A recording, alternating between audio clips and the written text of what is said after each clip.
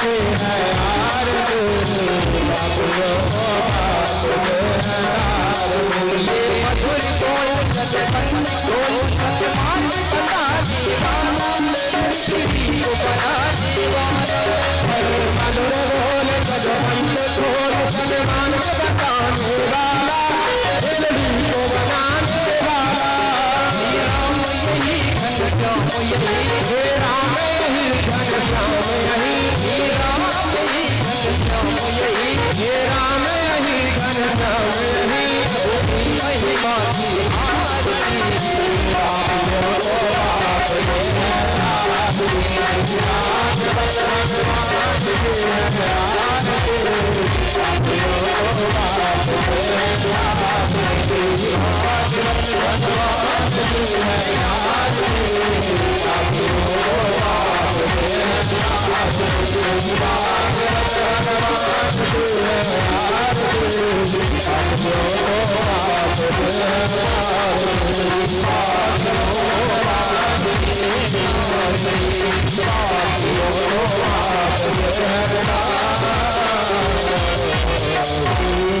सर्वदूरवारं करुणावतारं ओंकारधारं विजेन्द्रहारं सदावजन्तं हृदयालये भवं भवानी सहितं नमामि।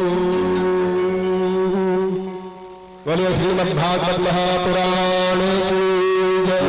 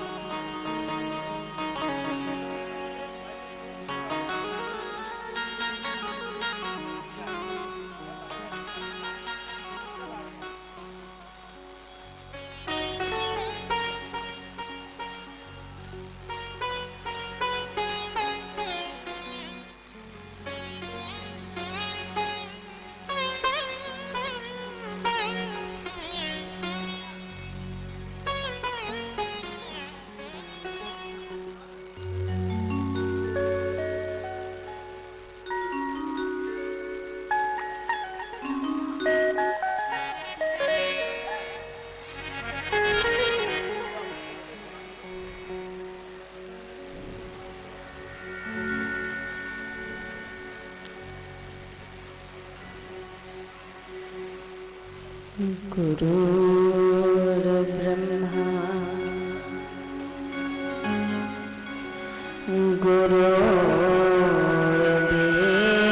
गुरुर्विष्णु गुरुर्देवो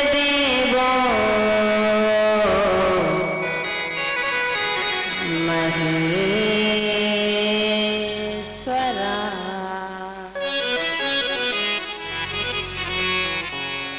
गुरुर्साक्षात्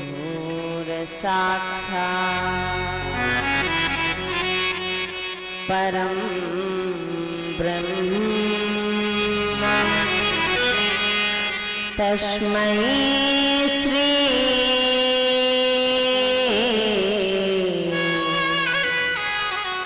गुरुवे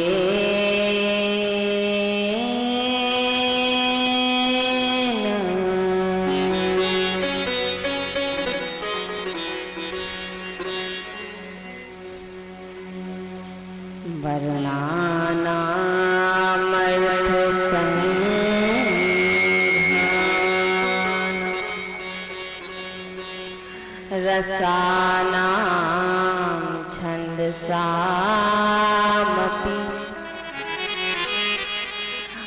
मंगलनाम चकर्तारो वन्दे वाणी विना।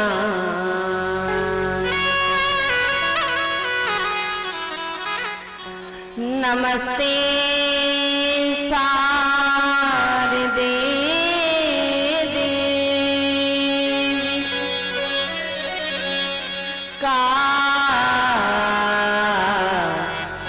काश्मीर पुरवासिनी।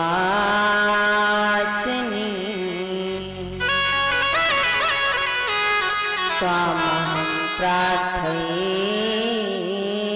नित्यम् विद्या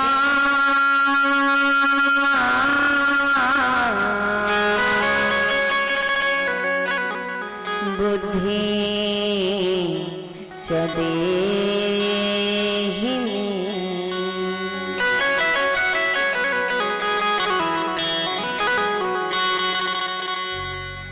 श्री कृष्ण चैतन्य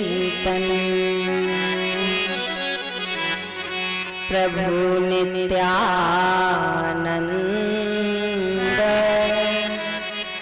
श्री अद्वैत गदाधर शिव सदी गौर भक्त वृंद।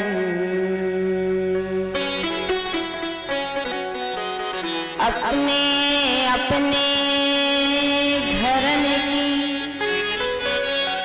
सबका हो कुपी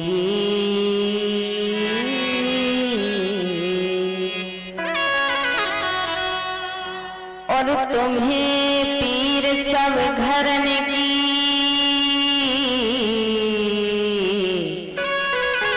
धन्य धन्य रघोबी।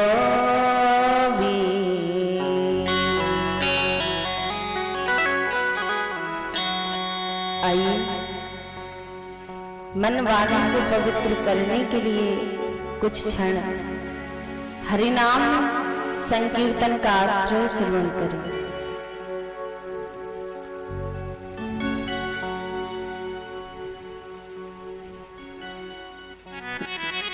गुरु मेरी पूजा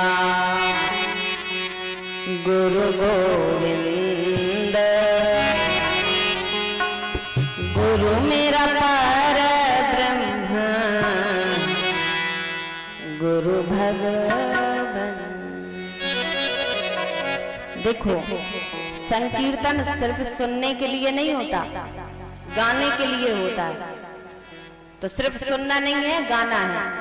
और ये कोई सब्जी मंडी नहीं है जो खड़े हो यहाँ बैठ जाओ, और नहीं बैठना है तो घर जाओ। सभी लोग गाएंगे ताली बजाते हुए। गुरु मेरी पूजा गुरु गोविंद गुरु मेरा पर ब्रह्म गुरु भगवंत।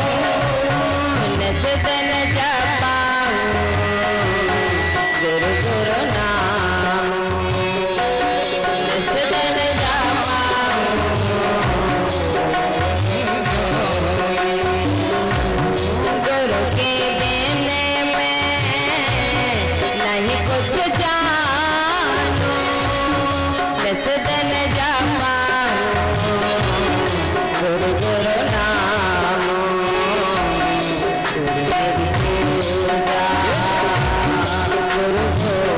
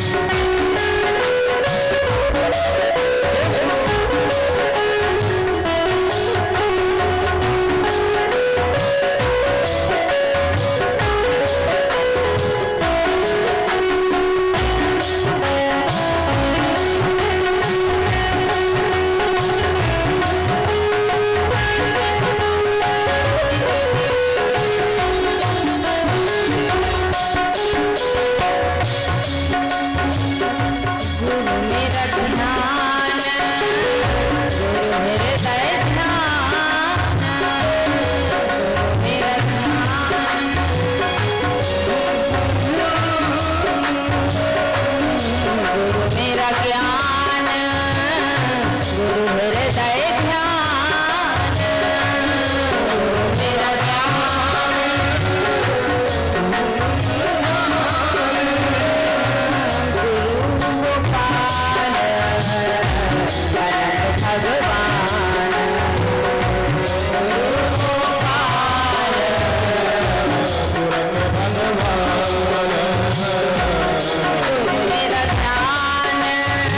गुरु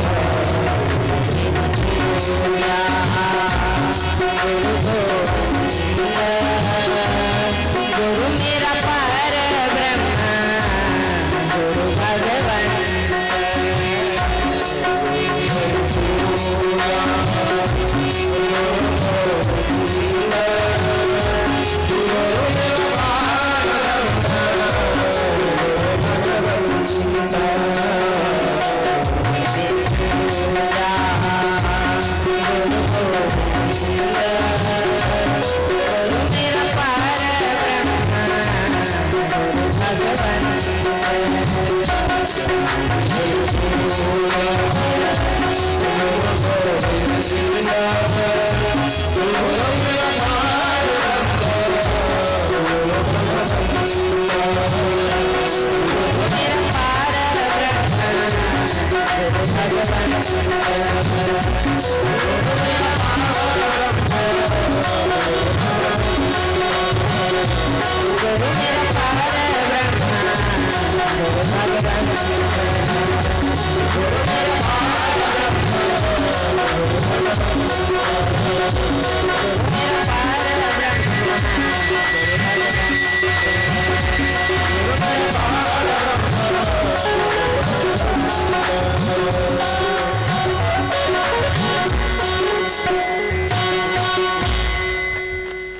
गुरु मेरी पूजा गुरु गोविंद गुरु मेरा पर ब्रह्म गुरु भगवन।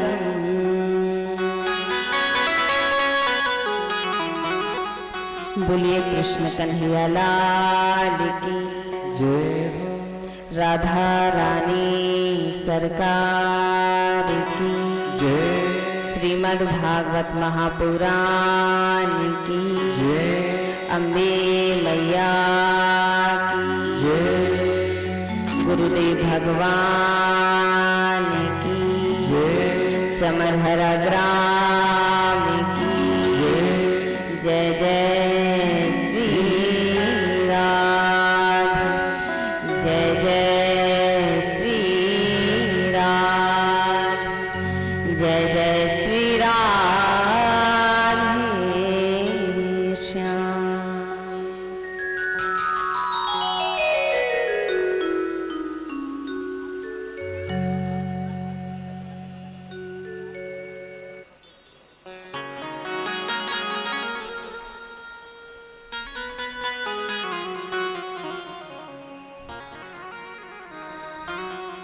जगत सृजक जगत पालक जगत नियंता जगदाधार अखिल कोटि ब्रह्मांड नायक अखिल कोटि सृष्टिवंत श्री कृष्ण कन्हैया लाल के चरणों में, राघवेंद्र सरकार के चरणों में मेरा कोटि कोटि नमन। परम आराध्य लाडली श्री विश्वभान नंदिनी श्री किशोरी राधा रानी जी के चरणों में, अम्बे मैया के चरणों में मेरा कोटि कोटि नमन।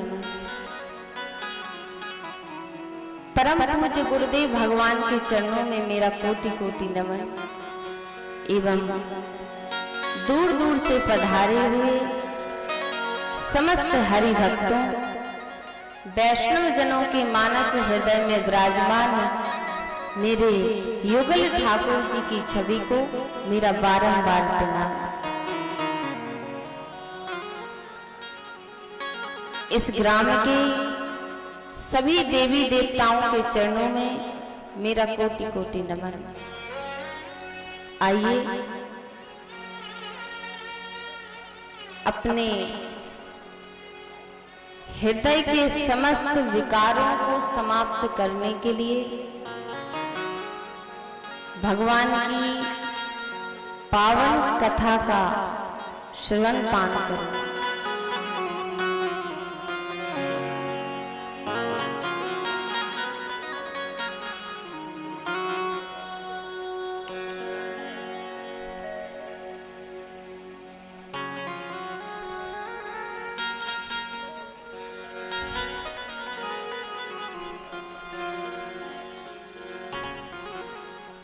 हमारे जो आपका गांव है उसमें कितने वर्षों से आयोजन हो रहा, याद है किसी को? कितना समय हो गया आयोजन होते होते? 129 129 वर्षों में कुछ लोगों के तो कान पक गए होंगे सुन सुनकर। अरे 129 वर्षों से वही भगवान भगवान कान पक गए।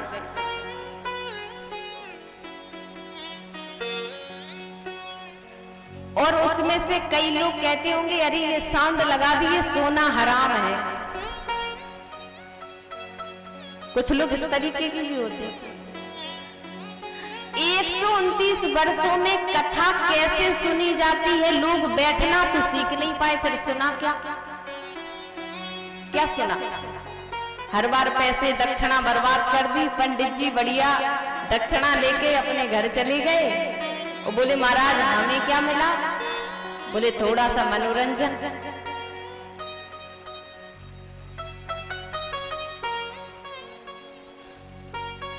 तो कथा सुनते सुनते हम अपना सारा जीवन भी निकाल दें, कोई लाभ नहीं। क्योंकि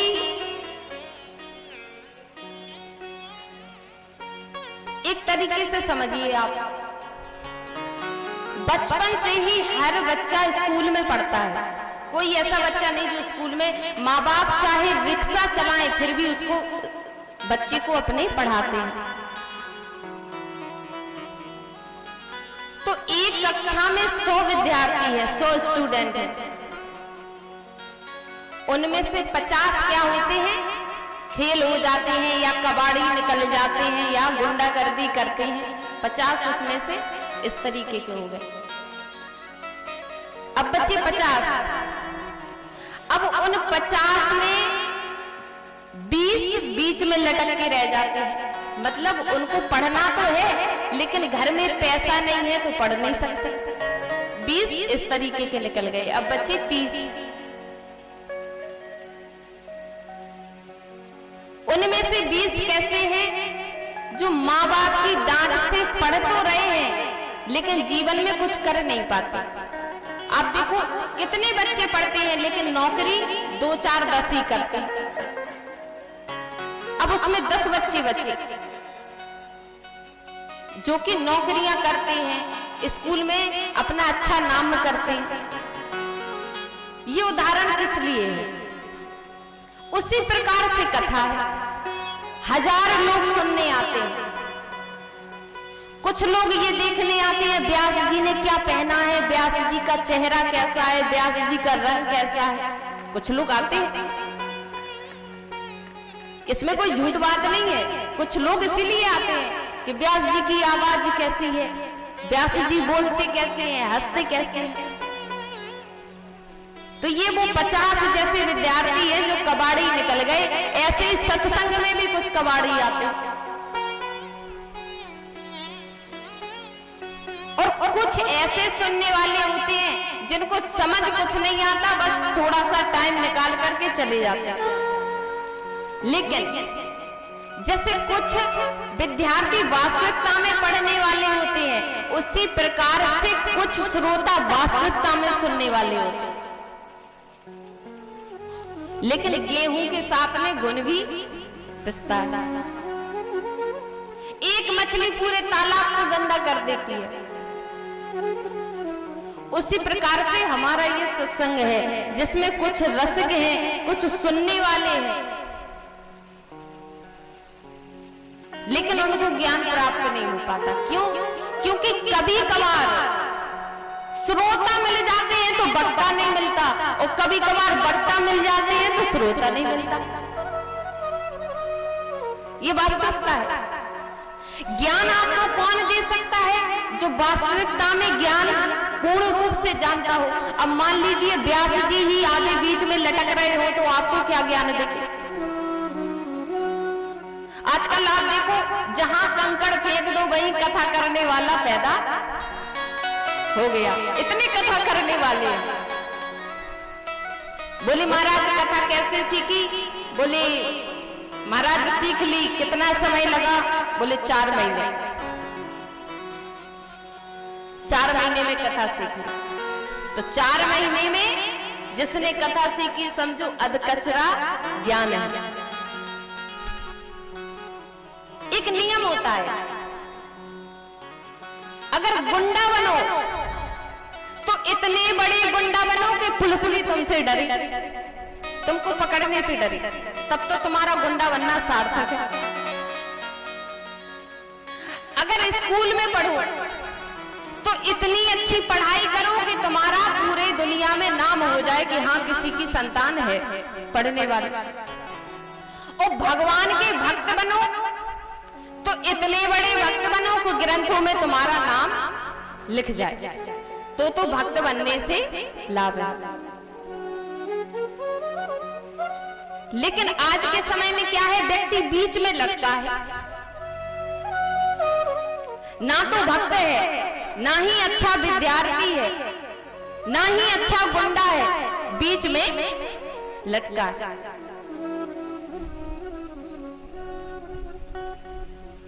दिखावे का थोड़ा सा ढोंग हो गया। कोई भी हो, किसी हर व्यक्ति के लिए ये कहा गया कि कोई भी काम आप करें तो उसको पूरी निष्ठा से करें, वरना करें। कोई जबरदस्ती थोड़ी है। आपको कोई जबरदस्ती तो पकड़ के लाया नहीं कि चलो भैया कथा सुनो। मन हुआ आगे सुनने लगे। तो ये हमारे ऊपर डिपेंड करता है कि हमारी निष्ठा कैसी है। तो जीवन में कोई भी काम करो तो पूरी निष्ठा से करो। अगर पढ़ना नहीं है तो माँ बाप का पैसा बर्बाद मत करो। भगवान की कथा निष्ठा से नहीं सुननी है तो पंडित जी को दक्षिणा दे करके पैसा बर्बाद मत करो, उससे कोई हल नहीं निकलेगा। तो कोई भी काम अगर हम अपने जीवन में करते हैं तो उसको निष्ठा से करें, वरना करें मत। क्योंकि आजकल तो सबके पास नागरिकता है, सबको जीने का अधिकार है। माँ बाप की सुनता कौन है? अपने अपने हिसाब से सब जी रहे हैं, चाहे बेटा हो या बेटी हो। तो काम जीवन में करें तो सच्ची निष्ठा से करें, वरना करें। हम 129 वर्षों से आयोजन कर रहे हैं। इसका आप देखना एक सीधा सा उदाहरण, जैसे जैसे वर्ष होते जाएंगे कथा में आपकी भीड़ कम होती जाएगी। तो यही कहीं अगर नाच गाना हो रहा होता तो भीड़ बढ़ती जाती है।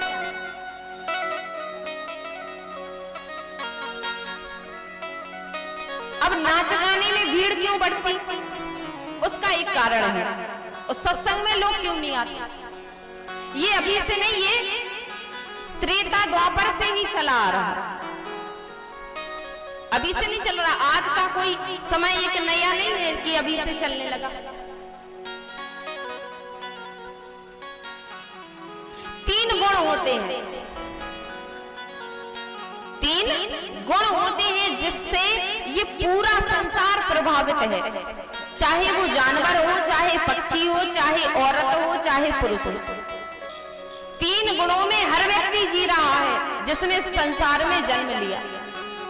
पहला गुण सतोगुण, दूसरा गुण रजोगुण, और तीसरा गुण तमोगुण। तमोगुणी कौन होते हैं?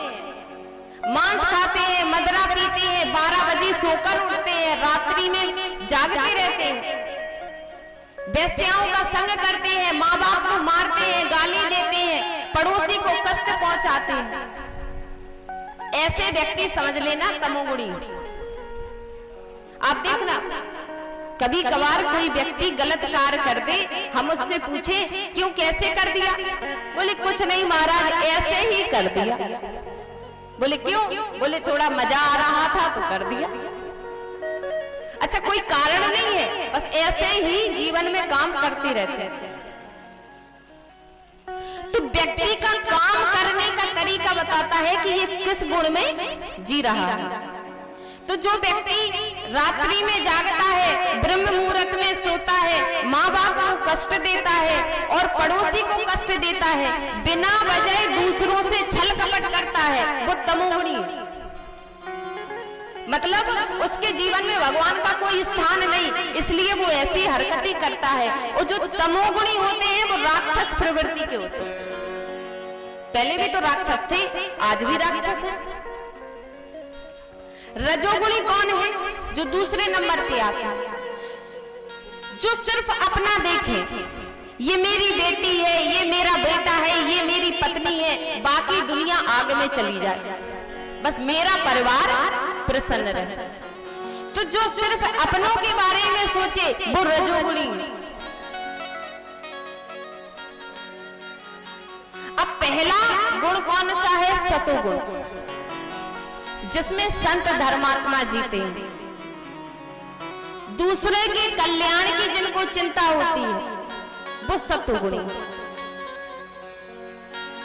तो एक परिवार में 10 सदस्य हैं, 10 का नेचर अलग अलग होगा, 10 का रहने का तरीका अलग अलग होगा, जिसको देखने से हमें पता चल जाता है कि ये तमोगुणी है, सतोगुणी है कि रजोगुणी।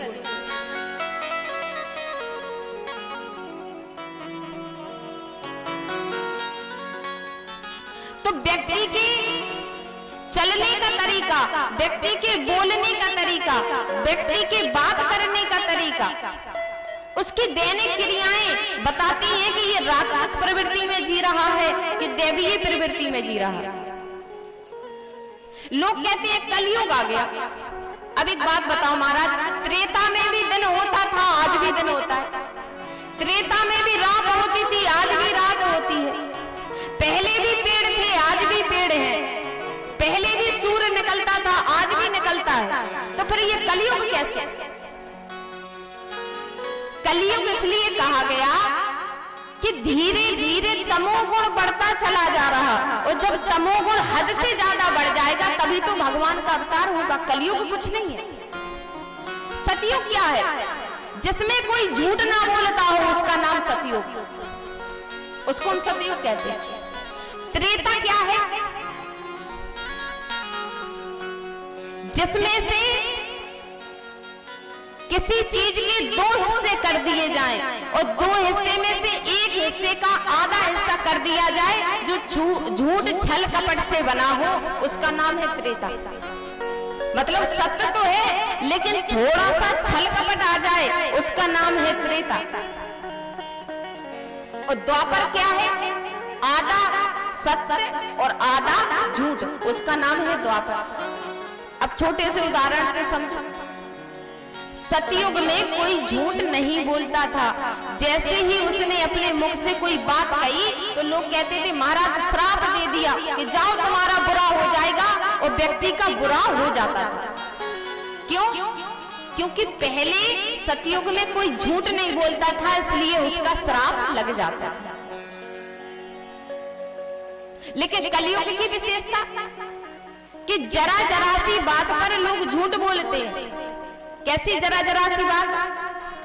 बड़ा ही सुंदर लिख दिया गोस्वामी तुलसीदास जी महाराज ने। क्या लिखा?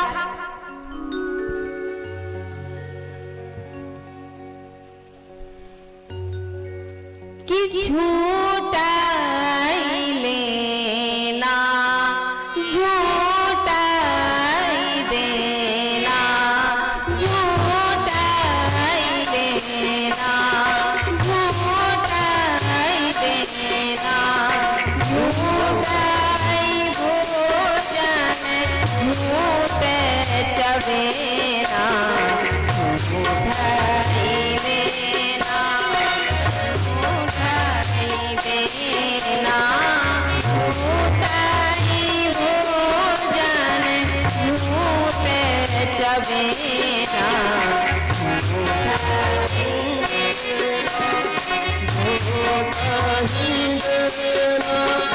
झूठ ही भोजन झूठ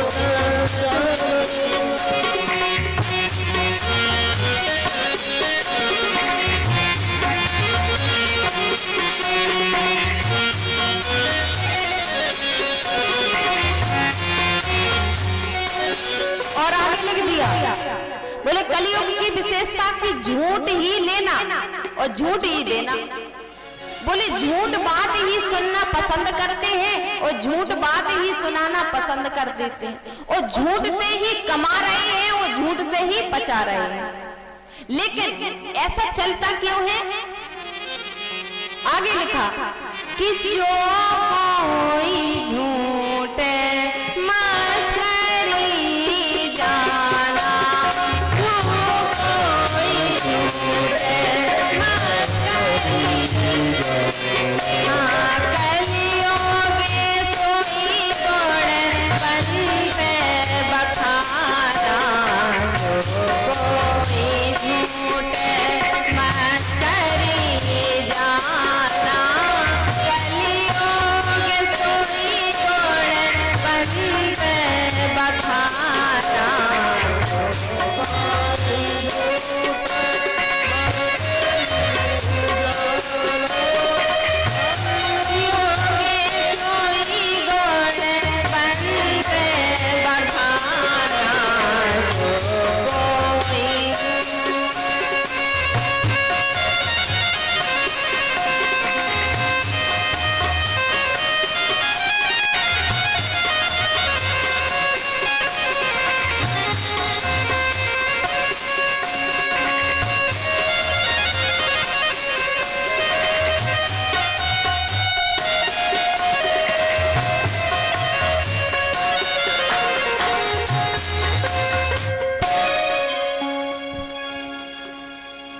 तुलसीदास जी महाराज ने कहा, बोले कलयुग की एक विशेषता है।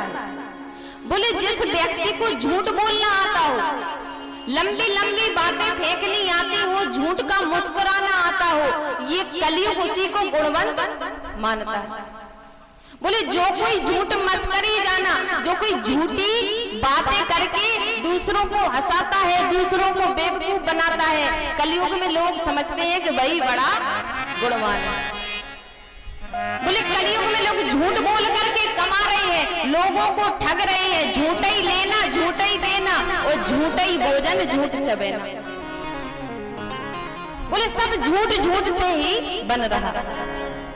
तो सतयुग में क्या था कि जहां झूठ नाम का शब्द भी नहीं था, सत्य लोग बोलते थे, लेकिन कलयुग में क्या है, झूठ ही झूठ। आप देखना एक घर में सास बहू एक साथ रह रहे हैं, लेकिन बहू कभी सास को सच बात नहीं बताती और सास कभी बहू को सच बात नहीं बताती। पहले के समय में भाई भाई एक दूसरे से बातें नहीं छुपाते थे, आजकल पत्नी के डर से भाई भी एक दूसरे से झूठ बोल रहे हैं, नहीं तो पत्नी से झगड़ा हो गया। बच्चे जिनको तुमने अपने पेट से जन्म दिया, आज वो भी तुम्हें अपनी बातें सच नहीं बताते, बच्चे भी तुम्हें ठग रहे हैं। स्कूल में जाते हैं, तुमसे बढ़कर उनके लिए उनके वो मित्र हैं जो 4 दिन से मिल गए, उनसे सच बोलेंगे और माँ बाप को ठग रहे हैं। जिनको तुमने अपने पेट से पैदा किया, वो बेटी भी तुमसे झूठ बोलती है, दुनिया में कुछ और करती है, माँ बाप से कुछ और कहती है। पहले कहा जाता था कि बेटा से बेटी वाली जो कुलवंती होए, बोले बेटा से वो बेटी अच्छी है जो अपने कुल की मान बढ़ाई करे। लेकिन आज के कलयुग में तो ऐसी बेटी भी मिलना बड़ा असंभव है। तो आज के समय में जो बच्चों को हमने पैदा किया वो भी हमसे सत्य नहीं बोलते, तो और दुनिया से तो सत्य की हम इच्छा भी प्रकट नहीं कर सकते कि कोई हमसे सत्य बोले। तो कहा जो कोई झूठ मस्करी जाना, कलयुग सोई गुणवंत बखाना। बोले कलयुग में उसी का बड़ा ढिंढोरा है जो कोई झूठ बोलना जाता। सच्चे व्यक्ति की यहाँ कोई कदर नहीं। तो जिसमें सत्य ही सत्य बोला जाए उसका नाम सतयुग। श्राप क्यों लगता था? क्योंकि लोग सत्य बोलते थे। आज श्राप क्यों नहीं लगता? क्योंकि हम झूठ बोलते हैं। जो व्यक्ति आज भी सत्य बोले उसका भी श्राप आज भी लगेगा, लेकिन बोलना सत्य। हम तो जरा जरा सी बात पे झूठ बोलते। पत्नी ने कहा हमारा सब्जी लाना, पति गया दोस्त के घर बैठ गया मित्र के पास। पत्नी ने किया फोन, बोले आए क्यों नहीं? बोले अरे वो बड़ा थोड़ा बिजी हो गया था और मित्र के साथ पार्टी चल रही है, पत्नी को बेवकूफ बना। तो मतलब जरा जरा सी बात जिसके बारे में हम सोच भी नहीं सकते, और सबसे बड़ा साधन झूठ बोलने का मोबाइल। फोन पर तो लोग इतना झूठ बोलते हैं, इतना झूठ कि जिसकी कोई सीमा नहीं। बैठे होंगे कहीं बताएंगे कहीं, जा रहे होंगे कहीं बताएंगे कहीं। तो जरा जरा सी बात पर झूठ बोलते हैं जिसका कोई औचित्य ही नहीं है। तो सतयुग क्या है? जिसमें सत्य बोला जाए। और त्रेता में थोड़ा सा छल कपट क्यों है? जिस त्रेता ने सीता माँ को भी नहीं छोड़ा, उन पर भी कलंक लगा दिया, वहीं से त्रेता को पाप का दोष लग गया। तो त्रेता में भी जरा सा भी पाप आ गया, इसलिए उसका नाम त्रेता। द्वापर क्या है? जिसमें आधा सत्य आधा झूठ। महाभारत जिसमें रची गई, महाभारत का जिसमें युद्ध हुआ, वही तो द्वापर है। बड़ी सभा में द्रौपदी को खींचा गया, ये क्या है? दूसरे की पत्नी को सभा में अपमानित करना ये पाप है। अपने भाइयों के साथ हिस्से को लेकर के बेईमानी करना ये पाप है। इसलिए द्वापर में आधा सत्य है, और भगवान श्री कृष्ण ने भी अपने भक्तों को न्याय देने के लिए छल कपट किया। तो द्वापर में क्या हुआ? आधा सत्य आधा झूठ, इसलिए उसका नाम द्वापर। मतलब उतना ही सत्य है, उतना ही झूठ छल कपट। लेकिन कलयुग क्या है? इसमें सिर्फ झूठ ही झूठ है, इसमें और कुछ नहीं। अब जरा सोचो कि भगवान कहते हैं कि जिसके अंदर झूठ ना हो, छल कपट ना हो, वो ही व्यक्ति मुझे प्राप्त कर सकता, वरना इस दुनिया में कोई मुझे प्राप्त नहीं कर सकता। तो तुम 129 वर्ष क्या, तुम 500 वर्ष भी कथा करा लो तो दक्षिणा देने के अलावा तुम्हें कुछ नहीं मिलेगा। करा लो तुम कथा, कितनी करा सकते हो, इतने ही वर्ष तुम और भी कथा करा लो, कुछ नहीं मिलेगा। पहले के समय में एक बार परीक्षित ने भागवत की कथा सुनी और मुक्ति प्राप्त कर ली। हमने तो 129 वर्ष पता नहीं कितनी बार टीवियों में भागवत सुन ली, हमें तो मुक्ति क्या शांति भी नहीं मिली। और उल्टा उकलाहट होने लगी, किस बात की? बोले पड़ोसी ने 4 लाख की कथा कराई थी, मैं 10 लाख की कराऊंगा। आज के समय में कोई ज्ञान के लिए कथा नहीं कराता, नाम के लिए कराता। और जो व्यक्ति नाम के लिए कथा कराए उसको मुक्ति और ज्ञान कभी नहीं मिल सकता। बोले नेताजी ने कथा कराई, पंडाल लगवा दिया 10 बीघे में, और नेताजी को टाइम नहीं है कथा सुनने का। पड़ोसी कथा सुन रहे हैं, नेताजी प्रचार कर रहे हैं। बोले मैंने इतनी कथा करा ली महाराज, मुझे मुक्ति नहीं मिली। तो कितनी भी कथा करा लो कुछ नहीं होने वाला, क्योंकि भगवान कहते हैं निर्मल मन जन सो मोहि पावा, मोहि कपट छल छेद न भावा।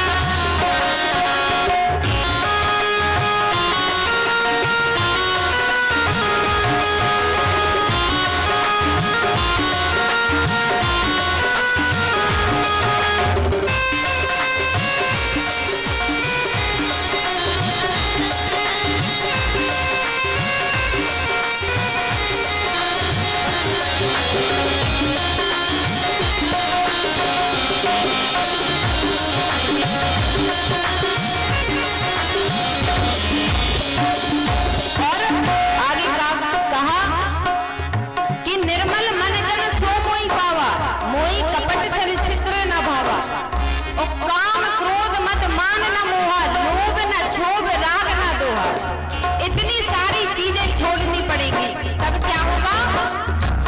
जिनकी कपट दम्भ नहीं माया, तिनकी हृदय बसहि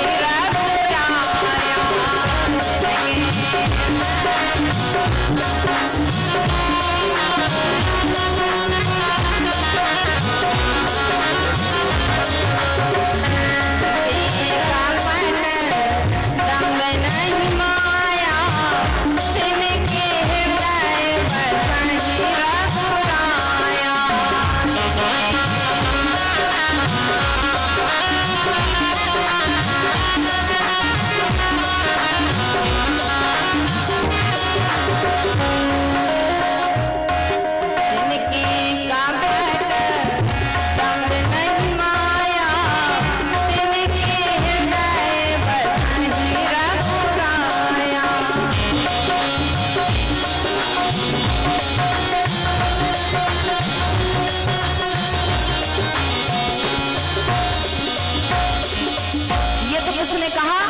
गोस्वामी तुलसीदास जी ने बोले इतनी सारी चीजें छोड़नी पड़ेंगी तब कथा का कोई लाभ मिलेगा। और भगवान ने स्वयं क्या कहा, देखो स्वयं भगवान कह रहे हैं कि निर्माण मोहा जित संग दोषा अध्यात्म नित्या निर्वेद कामा। संग दोषा अध्यात्म नित्या बिन प्रेम का निर्माण।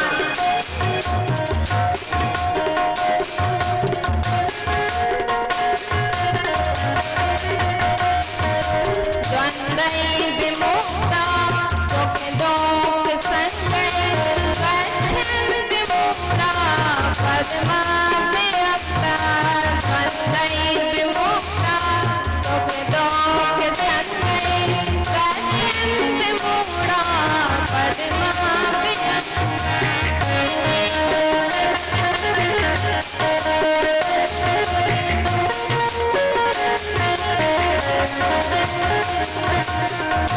गच्छन्ति मुक्ता पद्माव्यक्ता।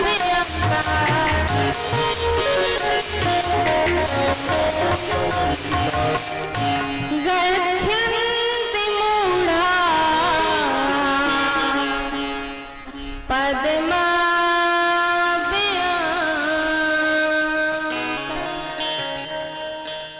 भगवान कहते हैं गीता में कि निर्माण मोह, निर्माण मोही का मतलब है कि जिसके अंदर किसी भी प्रकार के दोष ना हो, दोष रहित। दोष कौन से? निर्माण मोही दोष किसको कहे गए हैं? जिसके अंदर ये दोष हो उनको कहा गया छल कपट झूठ, दूसरे का बुरा सोचना, इतनी सारी चीजों से जो दूर रहे उसको कहते हैं निर्माण मोही। अब एक बात बताओ, इतने यहाँ बैठे हो, बगल वाले की कसम है, कौन यहाँ निर्माण मोही है? कोई है? देखो बगल वाला मर जाएगा, सच्ची बता दो। कोई है यहाँ निर्माण मोही जो किसी से चिढ़ता ना हो? अब देवरानी जेठानी का मुंह देखे, जेठानी देवरानी का मुंह देके बोले महाराज जिंदगी में कभी पटी तो है नहीं, अब कैसे बता दे? तो यहाँ जितने बैठे हैं इनमें से कोई निर्माण मोही नहीं, इसलिए अभी क्या नहीं हुआ, हमें मुक्ति नहीं मिली। और जब तक हम निर्माण मोही नहीं होंगे जब तक मुक्ति मिलने वाली नहीं है। रामायण में कई चौपाइयां हैं कि पहले निर्मत्सर बनो, निर्मत्सर बनो। गीता में स्वयं भगवान ने कहा पहले निर्माण मोही बनो। भागवत जी में भी लिखा कि धर्म प्रोजित कई कोत परमो निर्मत्सराणाम सता। बोले भागवत सुनने का अधिकार उसी को है जो निर्मत्सर हो गया हो, वरना भागवत सुनने का अधिकार नहीं। पहले के समय में क्या होता था, भागवत उन्हीं को सुनाई जाती थी जो रसिक होते थे, भावुक होते थे। आजकल तो चोर उचक्के हरामी भी भागवत सुन रहे, इसीलिए भागवत का महत्व समाप्त हो गया। पहले भागवत कौन सुनता था? सुखदेव जी महाराज जिसके वक्ता हो, परीक्षित जी जिस कथा को श्रवण करने वाले, माता पार्वती कथा सुनने वाली हो, शंकर जी जैसे वक्ता हो, सूत जी महाराज जैसे वक्ता हो और सौनकादि ऋषि जैसे सुनने वाले, उन लोगों को कथा सुनाई जाती है। बोले भागवत सुनने का अधिकार किसको है? पिबत भागवतम रसमाल्यम मुहुरहु रसका भुवि भावुकः। बोले जो रसिक हो और भावुक हो। रसिक कौन व्यक्ति होता है कि भगवान का नाम जिनके कानों में पड़े तो लाखों की भी दौलत आगे रखी हो, छोड़ करके भगवान का नाम का कीर्तन करने लगे, समझ लेना वो रसिक है। भगवान की कथा को सुन करके जिनकी आंखों में आंसू आ जाए, समझ लेना वो भावुक रसिक है। अब भावुक कौन है? दूसरे के कष्ट को देख करके जो महसूस करे ये मेरा कष्ट है, वो भावुक है। ये नहीं कि दूसरा व्यक्ति तो मर रहा है और उसके जख्म पर जाकर के आप नमक डाला, ये भावुकता है। आज के समय में यही है। तो कथा सुनने का अधिकार पूजा करने का अधिकार, भगवान के अधिकार जमाने का अधिकार उसी को है जो रसिक हो और भावुक हो। आजकल तो किसी का खून करके आए, बोले पुलिस पीछे पड़ी है, कहाँ छपे महाराज, बोले कथा में बड़ी भीड़ है, बैठ जाओ उसमें। तो कोई रोक नहीं आए, कथा में बैठ गए। गलत काम करो दुनिया में और छुप कर बैठो कथा की भीड़ में। तो कथा की कोई पाबंदी नहीं रही, जो चाहे तब आके बैठ गया और कथा सुनने लगा। पहले जब कथा होती थी तो भृगु वशिष्ठ से च्यवनस्य गौतमो मेधा पितर देवल देवरातो, ये भृगु वशिष्ठ अत्रि जैसे लोग कथा सुनने जाते थे। ये किसके पुत्र हैं? ब्रह्मा जी के। जब कथा होती थी तो ये दौड़ लगा करके जाते थे कथा सुनने। आजकल तो 10-10 फीट के बैनर पोस्टर लगा देते हैं, फिर भी कथा सुनने लोग नहीं आते। कितना अंतर है। इसलिए कथा का महत्व नहीं बचा। पहले इतनी वीआईपी व्यवस्था नहीं होती थी, साउंड लगा दिए, माइक लगा दिए। पहले तो खुली हवा में एक वृक्ष के नीचे कथा आरंभ हो जाती थी, चाहे रात्रि हो, ना कोई पानी पीने जाता था, ना कोई किसी को सोने का होश है, ना जागने का होश है। इसलिए उस कथा का सार मिलता था, भगवान की प्राप्ति हो जाती थी। आज के समय में 10 मिनट तो बैठ नहीं सकते, मुक्ति सबको चाहिए।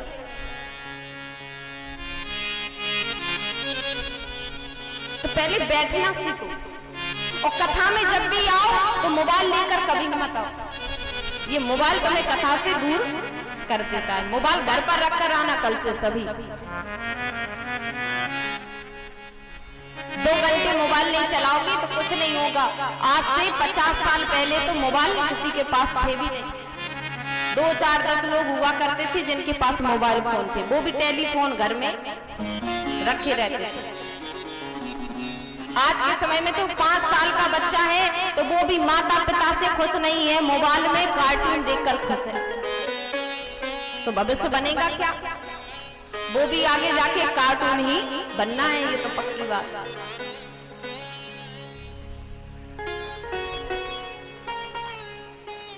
संपूर्ण वेदों का ज्ञान, ग्रंथों का ज्ञान, जितनी भी हमारी धार्मिक पुस्तकें हैं, 3 चीजों में दिया गया जिनसे हम भगवान को प्राप्त कर सकते हैं। कुछ सुनने की जरूरत नहीं है, 3 ही चीजें। वो 3 चीजें कौन सी हैं? तीसरे नंबर पर है कर्म, दूसरे नंबर पर है ज्ञान, और पहले नंबर पर है भक्ति, जिसके द्वारा हम भगवान को प्राप्त कर सकते हैं। ये सारी कथाएं, सत्संग हम क्यों कराते हैं? कि भगवान की प्राप्ति हमें हो। इन 3 चीजों के द्वारा हम भगवान को प्राप्त कर सकते हैं। कर्म कैसा हो? जो भगवान को समर्पित हो, परिवार को नहीं। ये सोच करके कर्म किया जाए कि भगवान तुमने हमें इस दुनिया में भेजा है, तो सारी आपकी संतानें हैं, जिम्मेदारी दी है, पत्नी दी है, बच्चे दिए हैं, तो इनकी जिम्मेदारी पूर्ण करूंगा। लेकिन ये काम किसका है? आपका। तो जब वो कर्म आप भगवान को समर्पित कर दोगे तो वो ही तुम्हारा कल्याण कर देगा। लेकिन कर्म कोई भगवान को समर्पित नहीं करता। जब तक नौकरी नहीं लगी थी तो भगवान मेरी नौकरी लग जाए, नौकरी लग जाए, आरती घुमाते रहे, और जिस दिन नौकरी लग गई उस दिन भगवान को भूल गए। बोली अरे मेरा बेटा बहुत होशियार था, नौकरी लग गई। 1 किलो लड्डू में भगवान को प्रसन्न कर दिया। ये कर्म, जो कर्म भगवान को समर्पित कर दिया जाए उससे हमारा कल्याण हो जाएगा। दूसरा नंबर है ज्ञान। ज्ञान के द्वारा हम अपना कल्याण कर सकते हैं। जब व्यक्ति को ज्ञान हो जाता है तो वो जान जाता है कि क्या अच्छा है क्या बुरा। लेकिन ज्ञान इतना आसान नहीं, क्योंकि ज्ञान कैसा ज्ञान होना चाहिए? जिस ज्ञान का अहंकार ना हो। और जब ज्ञान होता है तो अहंकार स्वाभाविक हो जाता है, स्वाभाविक। आप देखना, आपके गांव में कोई व्यक्ति किसी चीज में बहुत होशियार हो, उसका बहुत नाम हो जाए, तो आपको 10 बार उसके घर जाना पड़ेगा, तब भी वो नहीं आएगा। कई बार उसको बुलाना पड़ेगा, तब वो आएगा। तो ज्ञान का अहंकार बहुत जल्द हो जाता है। लेकिन ज्ञान कैसा हो?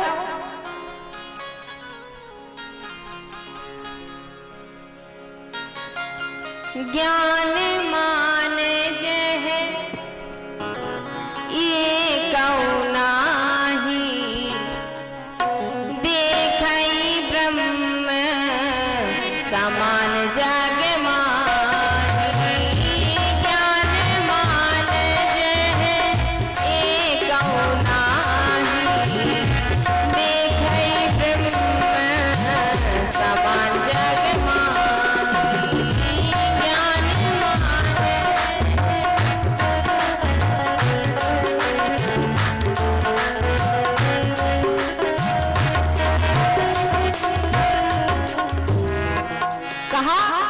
जिस ज्ञान का हमें मान ना हो, वो ज्ञान हमारा कल्याण कर देगा।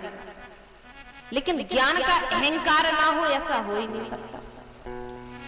ऊधव सूदो हो गयो सुन गोपिन के बोल, और ज्ञान बजाई डुगडुगी और प्रेम बजायो ढोल। जब ऊधव जैसे व्यक्ति को ज्ञान का अभिमान हो सकता है, तो हम तो साधारण व्यक्ति। आप देखना, जिसको कम अच्छे कपड़े सिलने आते हो, वो 100 रुपए में भी खुश है। और जैसे ही हमने थोड़े अच्छे कपड़े सिलना शुरू किए, तो हमारी फीस हो गई 500 रुपए।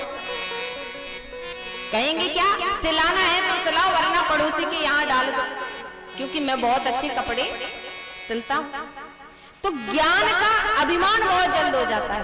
ये ज्ञान की विशेषता है, इसलिए इसको दूसरे नंबर पे रखा गया। लेकिन भक्ति को कहां रखा गया? प्रथम चरण पे। बोले जो शुद्ध हृदय से भक्ति करे, उसको मेरी प्राप्ति होगी। लेकिन भक्ति 9 प्रकार की होती है। 9 प्रकार की कौन सी भक्ति? देखो, 2-2 जगह उदाहरण है। एक तो प्रहलाद जी अपने पिता से कहते हैं कि पिताजी, एक नवदा भक्ति का पाठ है जिसको पढ़ करके व्यक्ति का कल्याण हो जाएगा, कि श्रवणम कीर्तनम विष्णु स्मरणम पाद सेवनम अर्चनम वंदेयम दास्यम सख्य मात्म निवेदनम। बोलिए 9 प्रकार की नवदा भक्ति। और यहाँ भगवान प्रभु श्री रामचंद्र जी सबरी जी को नवदा भक्ति का पाठ पढ़ा रहे हैं। कहते हैं, कह रघुपति सुन भामिनी बाता, मानहु एक भगति करनाता। भगवान कहते हैं, मैं भक्ति के अलावा कोई दूसरा संबंध किसी भी व्यक्ति से नहीं रखता। तो जब भगवान स्वयं कह रहे हैं कि मैं भक्ति को सर्वश्रेष्ठ मानता हूं, व्यक्ति अगर भक्ति करने लगे तो उसको और कुछ करने की आवश्यकता नहीं। लेकिन भक्ति के नियम हैं, 9 प्रकार की भक्ति। यहाँ प्रहलाद जी भी कहते हैं, जब व्यक्ति भक्ति करता है तो ये 9 गुण उसमें होने चाहिए। कौन कौन से? प्रथम भगत संतन कर संगा, दूसरी रति मम कथा प्रसंगा।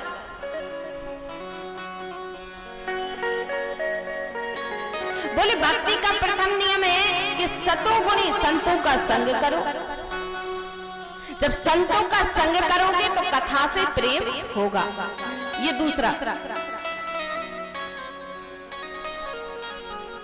और बंदव गुरुपद सेवा, तीसरी भक्ति अमान, चौथी भक्ति मम गुण गण, करही कपट तजी गान। बोले तीसरा नियम है कि गुरु के चरणों की सेवा करो। और चौथा चौथी भक्ति मम गुणगन। भगवान कहते हैं चौथा नियम है कि मेरे नाम का ज्ञान कपट छल छोड़ करके करो। देखो बात वही आ गई, जब तक निर्मत्सर नहीं होंगे तब तक कुछ नहीं होने वाला। एक बड़ी सुंदर लाइन है, कहा कि कंचन तजना सहज है और सहज प्रिया का नेह, और मान बड़ाई ईर्षा दुर्लभ तजनाई। बोले कंचन तजना सहज है, कंचन का मतलब होता है पैसा। कंचन तजना सहज है। अच्छा एक बात बताओ, जब परिवार का संकट आता है, वैसे पैसा सबको प्यारा है, लेकिन अगर पुत्र बीमार हो जाए, पत्नी बीमार हो जाए तो पैसा प्यारा होता है? नहीं होता।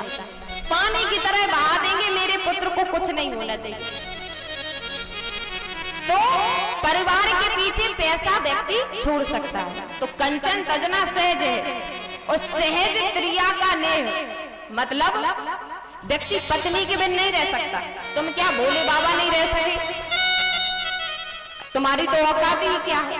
कोई भी पुरुष पत्नी के बिन नहीं रह सकता, लेकिन बात अगर मान सम्मान पे आ जाए, पत्नी तुम्हारी विपक्ष में चली जाए, तुम पत्नी से कहो बाहर मत जाओ, पत्नी जानबूझ के बाहर जाए।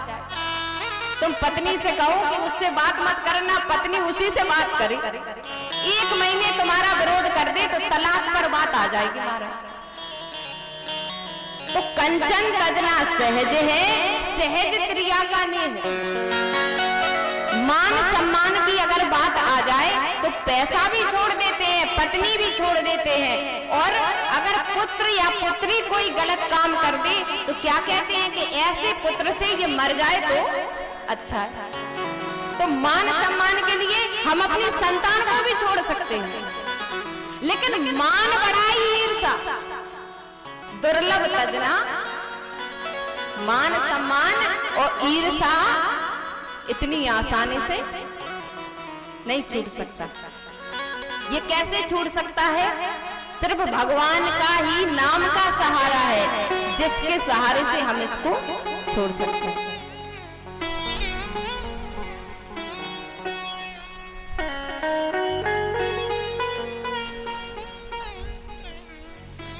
लेकिन भगवान की कृपा होगी तभी तो छोड़ पाएंगे।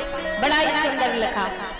अच्छा एक बात है, भजन गाने का एक नियम होता है कि अगर हम गाएं तो आप भी गाओ, नहीं तो भजन गाना नहीं चाहिए। तो आप सब लोग भी गाएंगे और ताली भी बजाएंगे। तो कहा कि भगवान के नाम के सहारे से ही हम निर्मत्सर हो सकते हैं, मान सम्मान की इच्छा त्याग सकते हैं। तो कहा सांबरे बिन तुम्हारे ये जीना लगे। मान सम्मान कब छूट सकता है? जब भगवान की कथा के बिन, भगवान के नाम के बिन हमारा मन ना लगता। अब हमारा मन तो सोनू मोनू के बिन नहीं लगता, भगवान को तो कहीं कोई याद करता है। अच्छा एक बात बताओ, 1 महीने पूजा ना करो तो हम पर कोई प्रभाव नहीं पड़ता, और पत्नी 4 दिन के लिए मायके चली जाए तो घर में मन नहीं लगता। आज मायके गई है, कल भगवान के पास जाएगी। अकेले तो तुम्हें रहना ही रहना है, लेकिन हम फिर भी पत्नी को ज्यादा प्रेम करते हैं, बच्चों को ज्यादा प्रेम करते हैं, भगवान को प्रेम नहीं करते। तो कहा सांवरे बिन तुम्हारे ये जीना लगे, सांवरे बिन तुम्हारे ये जीना लगे, सांवरे बिन तुम्हारे ये जीना लगे।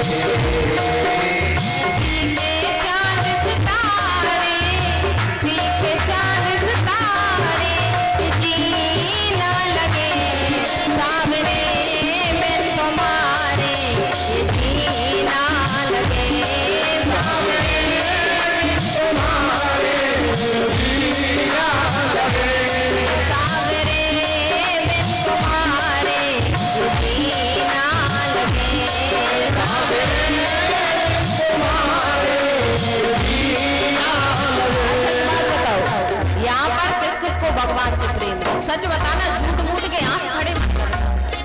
किसको प्रेम है? अच्छा, दुनिया वालों से तो बड़ा प्रेम है, भगवान से प्रेम नहीं। उठाओ पूरे पूरे हाथ, जबरदस्ती का उठाओ पूरे हाथ, भगवान से कहो कि आओ पास हमारे, आओ पास हमारे, दिल ना लगे सामने बिन तुम्हारे, जी ना लगे सामने बिन तुम्हारे, जी ना लगे सामने बिन तुम्हारे, जी ना लगे सामने बिन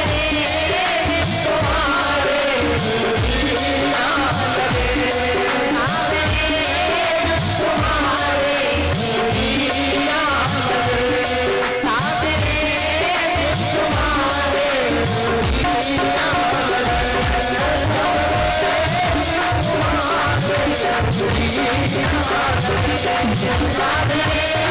तुम्हारे, जी ना सामने बिन तुम्हारे ये जीना लगे। बोलिए कृष्ण कन्हैया लाल की। जयकारे लगाने में भी शर्माते हो, गाली देने में तो नहीं शर्माते हो। पटर पटर मुंह से निकलती, जो ये भी नहीं देखते कि बूढ़ा बैठा है कि बच्चा बैठा है। जैसे गुटखा खाने में मुंह चलता, वैसे ही गाली देने में। लेकिन जयकारे लगाने में जय हाथ भी नहीं उठते। 10 रोटी खाते हो। अच्छा, एक बात है, आदमी कहता है कि अच्छी हट्टे कट्टे लोग हो तो जमते हैं, लेकिन हमने ये देखा जब लोग हट्टे कट्टे हो जाते हैं तो आवाज भी नहीं निकलती। तो थोड़ा जयकारे लगा लिया करो। एक महत्वपूर्ण बात, आज तो प्रथम दिवस था, कल कथा 7 बजे से आरंभ होगी और 3 घंटे चलेगी। विश्राम का समय नहीं बता सकते क्योंकि आगे पीछे भी हो सकता है, लेकिन चलेगी 3 घंटे। तो 7 बजे आप सबको यहाँ आना है।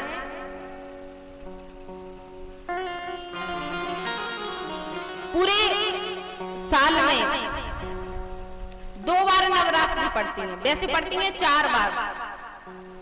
2 बार गुप्त नवरात्रि, 2 बार। लेकिन जो चैत के महीने में, अप्रैल के महीने में नवरात्रि पड़ती हैं, उनमें तो मूर्ति स्थापना होती नहीं। तो साल में एक ही बार समझो कि आयोजन होता है। अब साल में अगर 7 दिन भी यहाँ नहीं दे सकते तो तुम अपने जीवन में कुछ नहीं कर सकते। 7 दिन में ही सबको मरना है। परीक्षित को भी 7 दिन में ही मरना था कि कथा सुन करके उसने अपना कल्याण किया, और हमें भी 7 दिन में ही मरना है।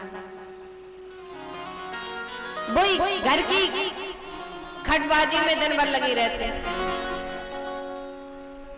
दिन भर घर की वही बातें सुनते रहते हैं। तो थोड़ा सा टाइम निकाल करके कल से सभी लोग आएंगे 7 बजे। प्रथम श्लोक का उच्चारण कर देते हैं तो भागवत जी का आरंभ हो जाएगा। प्रथम श्लोक लिखा व्यास जी महाराज ने, श्लोक लिखा सच्चिदानंद रूपाय विश्वोत्पत्त्यादि हेतवे तापत्रय विनाशाय श्री कृष्णाय वयं नमः। सच्चिदानंद रूपाय 3 चीजों को मिलाकर के बना सत्य चित आनंद। सत्य क्या है? धर्म न दूसर सत्य समान। वो भगवान ही सत्य स्वरूप है। भगवान को सत्य स्वरूप क्यों कहा गया? बोले जिसका कभी नाश ना हो उसको हम कहते हैं सत्य। चित्त क्या है? देखिए एक श्लोक है, ध्यान से समझ लो, सबको समझ में आ जाएगा एक ही श्लोक से। सत्य क्या है? वो परमात्मा ही सत्य स्वरूप है। चित्त क्या है? जो अभी हम बैठ करके उसका ध्यान कर रहे हैं वो चित्त है, सत्य चित्त आनंद। और आनंद क्या है? कथा को सुनकर के कोई बात अच्छी लगी तो मन प्रसन्न हो गया, ना मन प्रसन्न करने के लिए पैसे लगे, ना ही मूवी देखने जाना पड़ा, ना ही पहाड़ियों में जाकर के घूमना पड़ा। आजकल लोग प्रसन्न होने के लिए वीजा पासपोर्ट बनवाकर विदेश घूमने जाते हैं, और वहां घूमने गए, वहां से और जंजाल लेकर के आ गए। तो आजकल प्रसन्नता ढूंढते फिरते हैं लोग कि कहां जाएं कि प्रसन्न हो जाए। तो सत्यचित आनंद, जिसका कभी नाश ना हो वो है सत्य।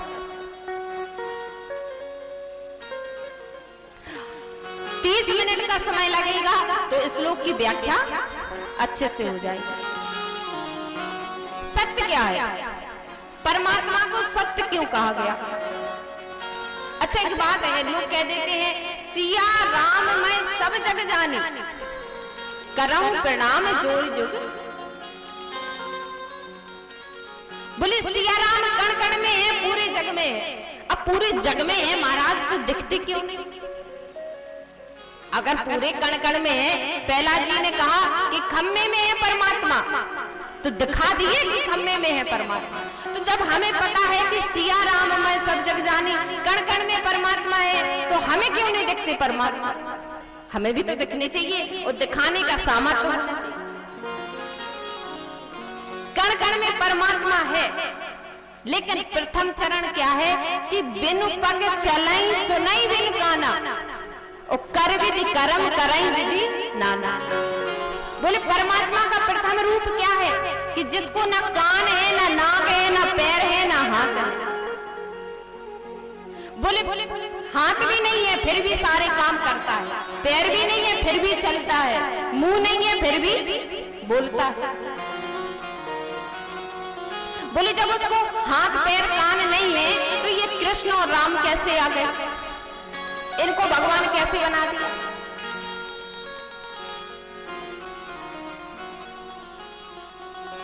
तो एक बार माता पार्वती ने भोले बाबा से पूछा था कि प्रथम सो कारण कहो पुरारी, निर्गुण ब्रह्म सगुण बपुधारी। बोले भोले बाबा एक बात बताइए स्वामी, मैंने सुना है कि भगवान निराकार है, हम उसको देख नहीं सकते, तो फिर ये निराकार को ही हम निर्गुण कहते हैं जिसका शरीर ना हो। जब व्यक्ति मर जाता है तो शरीर किसी काम का रहता है? नहीं रहता, लेकिन आत्मा निकल जाती है। तो ऐसे ही कहा कि एक बात बताओ, जब भगवान निराकार है, उसको ना पैर है ना हाथ है, तो ये राम को फिर पैर हाथ कहां से आ गए जब निराकार है? तो भोले बाबा कहते हैं जब भक्त की भक्ति सच्ची हो, श्रद्धा सच्ची हो, क्योंकि भवानी शंकरौ वंदे श्रद्धा विश्वास रूपिणी। बोले जब भक्त की श्रद्धा सच्ची हो तो वो निराकार परमात्मा भी सगुण रूप लेकर के पृथ्वी पर आता है। इसलिए परमात्मा क्या है? सगुण रूपधारी। लेकिन वास्तविकता में परमात्मा के ना कान है, ना पैर है, ना हाथ है। कैसा है? निर्गुण है। अब जो निर्गुण है वो सत्य कैसे हुआ? यही तो बात थी ना कि सत्य स्वरूप परमात्मा ही सत्य है, जिसका कभी नाश नहीं होता। परमात्मा किन किन चीजों से मिलकर बना है भगवान? देखो सोचने वाली बात है। भगवान बने हैं 10 चीजों से। 10 चीजें कौन सी? 5 तत्व। 5 तत्व तो सब लोग जानते होंगे, जानते हो कि नहीं? 5 तत्व 3 गुण। 5 तत्व कौन कौन से? पृथ्वी, आकाश, वायु, मिट्टी और जल। ये 5 तत्व हो गए। 3 गुण कौन से? सतोगुण, तमोगुण और रजोगुण। 5 तत्व 3 गुण। एक अक्षर और एक आत्मा। ये अक्षर क्या है और आत्मा क्या है? 5 तत्व सब जान गए, 3 गुण जिसमें व्यक्ति जीता है वो 3 गुण हुए। 5 तत्व 3 गुण, अक्षर एक आत्मा। इस संसार में एक आत्मा है और एक अक्षर है और मिलकर के बनता है विश्वरूप परमात्मा, जिसको ना हाथ है ना पैर है, ऐसा भगवान। अब इसका प्रैक्टिकल कर लो आप। अर्जुन ने कहा भगवान से जब तुम हो तो हमें दिखते क्यों नहीं, दिखाओ तुम्हारा शरीर विशाल कैसा है। तो भगवान ने क्या कहा कि संसारिक दृष्टि से कोई मुझे देख नहीं सकता। हम हर बार कहते हैं, आजकल नई पीढ़ी कहती है, अरे ये राम राम जपते हो, कभी दिखाओ राम को तो मान जाओ। ये और धर्म के जो लोग हैं उन्होंने ऐसा पाठ पढ़ा दिया, बोले तुम्हारा भगवान तो मूर्ति बना के पूजा करते हो, कभी देखा है कि कहाँ है तुम्हारा भगवान। तो यही अर्जुन ने कहा कि जब तुम हो तो मुझे देखते क्यों नहीं। तो भगवान ने क्या कहा कि तुम्हारी दृष्टि में इतना सामर्थ्य नहीं कि तुम मुझे देख सको। अगर तुम मुझे देखना चाहते हो तो तुम्हें दिव्य दृष्टि देनी पड़ेगी। तो भगवान ने वो नेत्र उन्हें प्रदान किए जिसके द्वारा अर्जुन भगवान को देख सकते। और हम सोचते हैं कि दिन रात हम जिन आंखों से पाप देखते हैं उन आंखों से हम भगवान को देखते। तो भगवान को देखने के लिए पहले हमें दिव्य दृष्टि चाहिए। दिव्य दृष्टि का मतलब होता है सच्चे गुरु चाहिए, सच्चे संत चाहिए जो भगवान का हमें दर्शन करा सके। बोले जैसे गुरु जैसे चेला, दोनों नरक में ठेलम ठेला। बोले गुरु को भी कुछ नहीं आता और शिष्य को भी कुछ नहीं बताया, दोनों बीच में लटक रहे। यही आजकल हो रहा है। अध कचरा ज्ञान सबके लिए हानिकारक। अब सिया राम मैं सब जग जाने, अब कैसे जाने कि सिया राम पूरे जग में। अब एक उदाहरण, अब चाहे सजीव का उदाहरण ले लो चाहे निर्जीव का। तो सजीव को कोई भी प्रैक्टिकल करा सकता है, लेकिन निर्जीव को ले लो आप।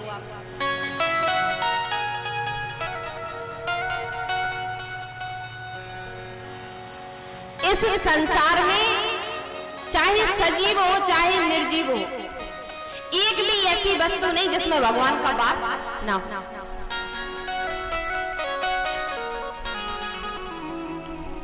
आप छोटे से उदाहरण के लिए गेहूं ले लो, निर्जीव है, ना बोलता है, ना चलता है, ना हंसता है, ना रोता है। गेहूं क्या हुआ? निर्जीव। गेहूं में भी परमात्मा का वास। कैसे माने? परमात्मा कितनी चीजों से मिलकर बना है? सबसे पहले 5 तत्व। अब गेहूं में 5 तत्व ढूंढिए आप, कैसे मिलेंगे? गेहूं कैसे पैदा होता है? पृथ्वी में हम गेहूं को बोते, हमने अपने खेत को बोया, बीज को किसमें डाला? मिट्टी में। 5 तत्व में मिट्टी भी आती है, पृथ्वी जिसको हम मिट्टी कहते हैं। तो हमने गेहूं को खेत में बोया, कौन सा तत्व मिला? मिट्टी, पृथ्वी। जब हम फसल को बो देते हैं तो पानी की भी आवश्यकता पड़ती है, बिना पानी के फसल हो नहीं सकती। तो गेहूं को पृथ्वी में बोया, फिर उसमें जल से हमने उसकी सिंचाई की, तो पृथ्वी तत्व भी मिल गया और जल तत्व भी। अब अगर उसमें समय से धूप ना लगे, आकाश में उजाला ना हो, तो वो फसल बढ़ेगी? पानी पानी ही मिलता जाए और धूप ना मिले तो फसल सड़ जाएगी। तो आकाश मार्ग से जो उजाला होता है उससे फसल उगती है। अब अगर हवा चलना बंद हो जाए तो फसल पकेगी नहीं, कच्ची रह जाएगी। तो जो हवा चलती है उससे हमारी फसल पकती है। अब रही अग्नि, सूर्य की किरणों से जो तपन पैदा होती है उससे फसल सूखती है, तो वो क्या होगी? अग्नि। 5 तत्व मिले तब जाकर के फसल उत्पन्न हुई, हमारे घरों में आ गई। अब देखो, उसी गेहूं को पानी में धुला, आटे की चक्की पर ले गए, उसका आटा बनवाया। देखो, 5 तत्व से कोई चीज बाहर नहीं है। चक्की पर ले गए, उसका आटा बनवाया, घर में लाए, आटे को चलनी से छाना, उसमें पानी डाला। क्या डाला? जल तत्व। बिना तत्व के तो हमारा पेट भी नहीं भर सकता, शरीर तो बहुत दूर की बात। आटे में हमने पानी डाला, जल तत्व हो गया। आटे को हमने गूंथा, गूंथने के बाद उसको बेला, तवे पर डाला। किस पर डाला? अग्नि पर। रोटी को तवे से नीचे उतारा और अग्नि पर सेका। सेकने के बाद रोटी फूल के मोटी हो गई महाराज। तो रोटी फूट जाती है, और जब फूटती है तो क्या निकलती है? हवा निकलती है। तो वायु से रोटी नहीं बच सकती। जब तक वायु इसमें नहीं होगी तो पक भी नहीं सकती। तो वायु निकली, और जब वायु निकलती है तो साथ में आवाज भी निकलती है, और इसी आवाज को हम आकाश तत्व कहते हैं। तो एक निर्जीव पदार्थ भी 5 तत्वों के बिन नहीं बन सकता। तो ये मनुष्य का शरीर तो बड़ी दूर की बात है। हमारे शरीर में 5 तत्व कहाँ हैं? ये जो हमारी त्वचा है, ये है पृथ्वी। आप देखना, हमारे मुंह में पानी आ जाता है, ये क्या है? जल।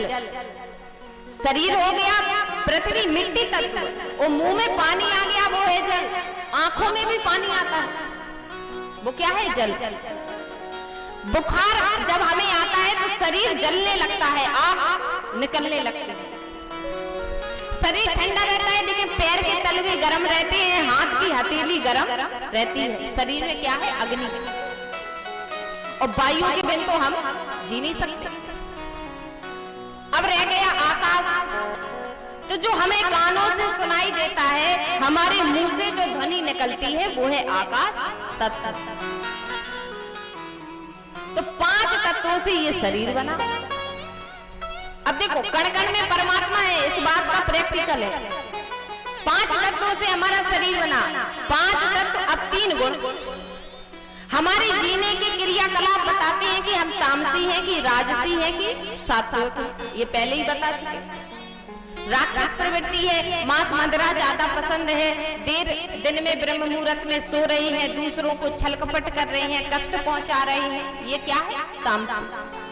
तो जीवन जीने का तरीका बताता है कि ये किस गुण में जी रहा है। इस संसार में चाहे मनुष्य हो या कोई जीव हो, सब इन्हीं 3 गुणों से प्रेरित है। आप देखना, कुत्ते को ले लो महाराज। एक कुत्ता इतना चतुर चालाक होता है कि अपने घर में किसी को अंदर आने नहीं देता, और एक कुत्ता पूरे दिन डला डला खा पी के सोता रहता है, आलस। तो जो वो कुत्ता खा पी के दिन भर सो रहा है, वो तामसी प्रवृत्ति का है। और एक वो कुत्ता कि घर वालों को पहचान लेगा, बाकी सबको काटेगा, वो क्या है? वो राजसी प्रवृत्ति का है। मतलब ये मेरे मालिक हैं, ये मेरी मालकिन है, ये मेरे मालिक के बच्चे हैं, तो हम इनको नहीं काटेंगे, बाकी मोहल्ले को काटेंगे। तो वो राजसी प्रवृत्ति में जी रहा है। और एक कुत्ता वो होता है लावारिस, सात्विक, कि कोई भी निकल जाए, ना किसी को काटना, ना किसी को भोंकना। तो मनुष्य जीव भी इन 3 गुणों से प्रेरित है। घर में कोई जानवर रख ले तो कोई चिल्लाता रहे, नहीं बोलेगा, और गाय को अगर हम घर में बांध ले और जरा बुलाएं तो गाय तुरंत आ जाती है, और पड़ोसी बुलाता रहे तो चाहे जीव हो, चाहे पक्षी हो, चाहे मनुष्य हो, सबके अंदर ये 3 गुण हैं, तामसी, राजसी और सात्विक। तो 5 तत्व 3 गुण। अब शरीर तो बन के रेडी हो गया और प्रकृति के गुण भी आ गए, लेकिन जब शरीर से आत्मा निकल जाती है तो शरीर किसी काम का नहीं रहता। तो 5 तत्व 3 गुण, अक्षरी आत्मा जो हमारे शरीर में रहते हैं। कुत्ते के जब प्राण निकलते हैं तो उसका शरीर भी किसी काम का नहीं, गाय के जब प्राण निकल जाते हैं तो उसका शरीर भी किसी काम का नहीं, हमारे भी जब प्राण निकल जाते हैं तो हमारा शरीर भी किसी काम का नहीं। तो कण कण में परमात्मा का वास है। सिया राम मैं सब जग जानी। बोले महाराज हर व्यक्ति में मैं वास करता हूँ, लेकिन अक्षर एक आत्मा। और बोले ये जितने मनुष्य, चाहे पक्षी हो, चाहे जीव हो, चाहे पशु हो, इस संसार में रह रहे हैं, मेरे अंगों पर रह रहे हैं, उदर में रह रहे हैं, इन्हीं सबको मिलाकर के बनता है विश्व रूप परमात्मा, जिसका ना कोई रंग है ना कोई रूप है। कण कण में परमात्मा है, कण कण कण। लेकिन जब प्रहलाद जी की तरह कोई सच्ची श्रद्धा से परमात्मा को पुकारता है तो खम्मे से भी भगवान प्रकट हो जाता है।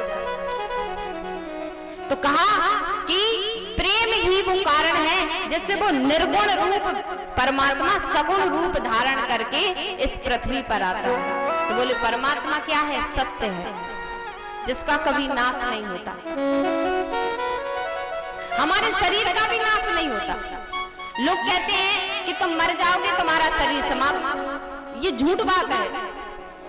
हमारी मृत्यु हुई, हमारे शरीर को जलाया गया, अग्नि डाली, जल करके राख बन करके मिट्टी में मिल गए। तो जिन 5 तत्वों से बने थे उन्हीं 5 तत्वों में मिल गए।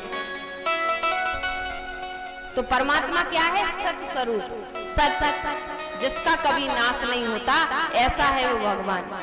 और चित्त क्या है? जो सच्ची श्रद्धा भक्ति से भगवान को याद करता है तो वो निराकार परमात्मा भी, न जिसको पैर है, न जिसको मुंह है, न हाथ है, न बुद्धि है, वो अवतार लेकर के हमारे धराधाम पर आता है। ये चित्त है।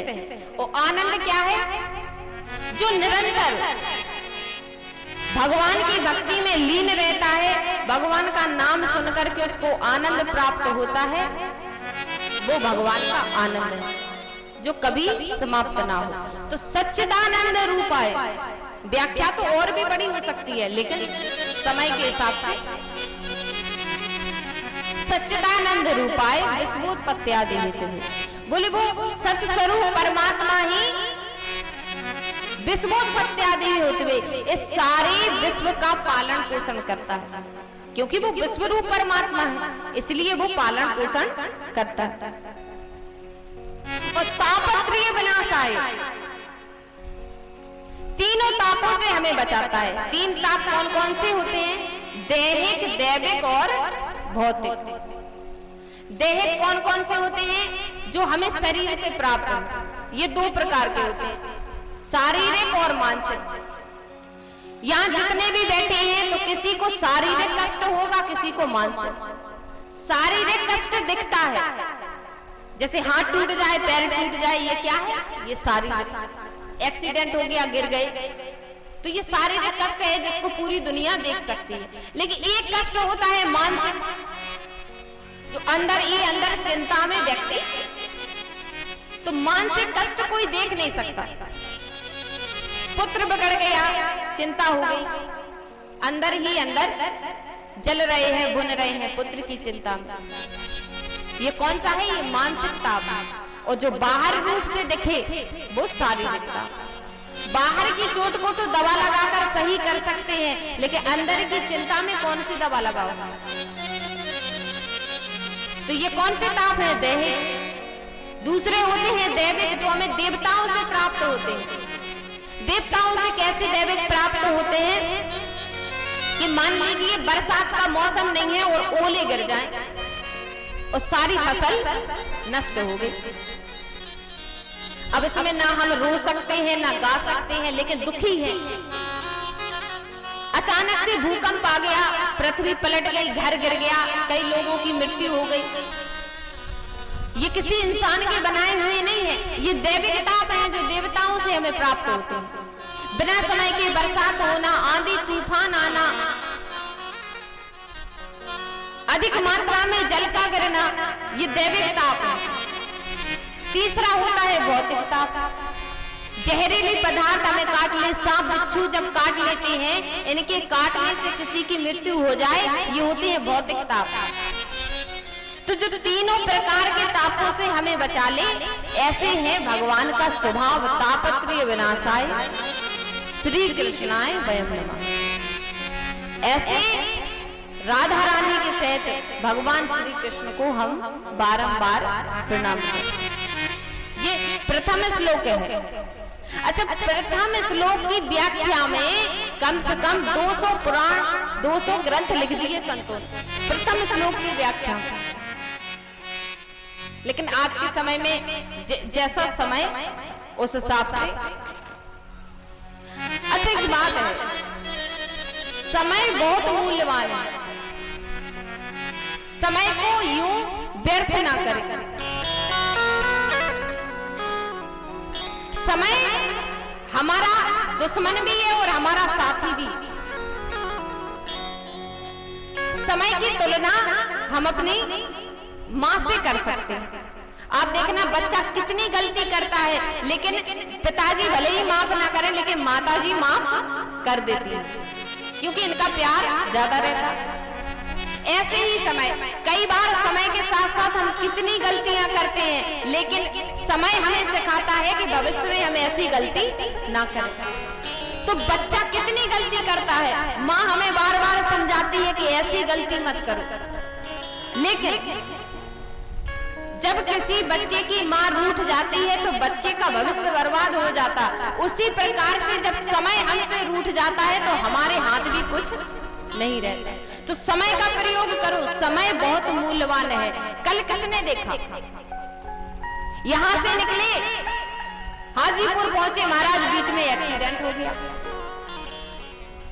सपने देखे थे कि जीवन में ऐसा ऐसा करेंगे, और कल भी देख नहीं पाए। तो समय बहुत मूल्यवान है। ये किसी का नहीं हुआ, ये अपना साथी भी है और शत्रु भी है। इसलिए जो काम कर रहे हो उसको सच्ची निष्ठा से करो। यही समय हमें सिखाता है।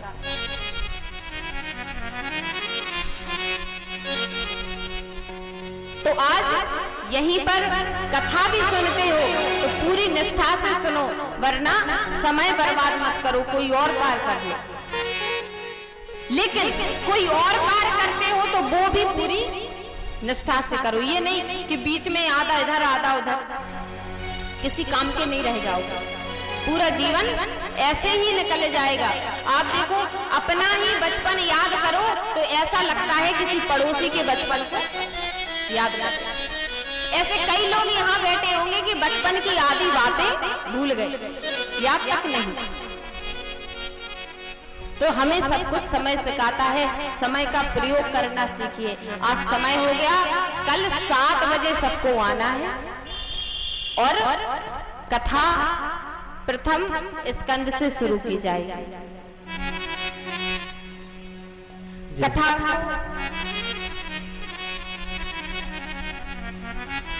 कथा को विराम करने से पूर्व 2-4 मिनट हरिनाम संकीर्तन,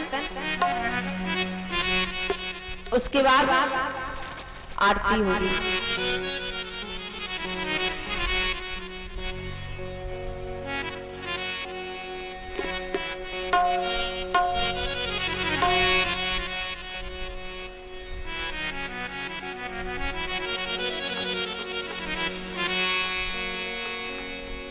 सभी लोग गाएंगे जितने लोग बैठे हैं।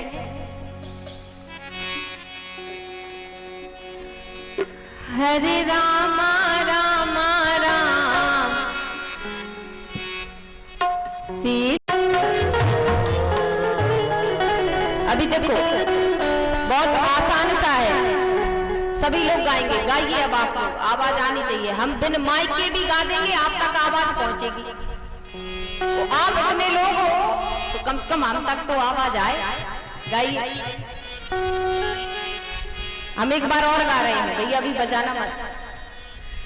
हरे राम राम राम सीता राम राम राम।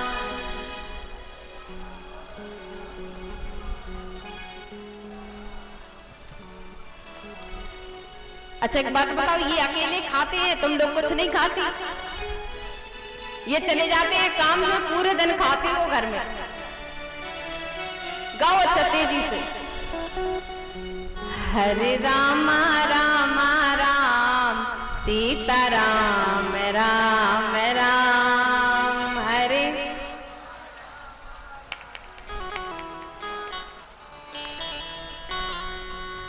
हरे राम राम राम सीता राम राम राम।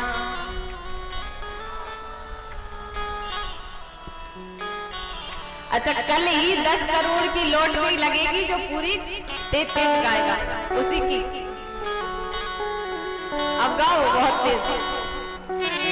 हरे राम राम राम सीता राम राम राम। हरे राम राम राम सीता राम राम राम। हरे राम राम राम सीता राम राम राम। हरे राम राम राम सीता राम राम